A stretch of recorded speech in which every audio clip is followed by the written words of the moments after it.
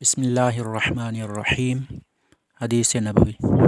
حضرت عرباض بن ساریہ رضی اللہ عنہ بیان کرتے ہیں، رسول اللہ صلی اللہ علیہ وسلم کھڑے ہوئے اور فرمایا، کیا تم میں سے کوئی اپنی مسند پر ٹیک لگا کر یہ گمان کرتا ہے کہ اللہ نے صرف وہی کچھ حرام قرار دیا ہے جس کا ذکر قرآن میں ہے؟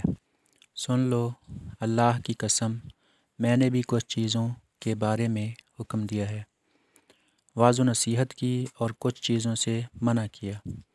بلا شبہ وہ بھی قرآن کی مثل ہیں، بلکہ اس سے بھی زیادہ ہے۔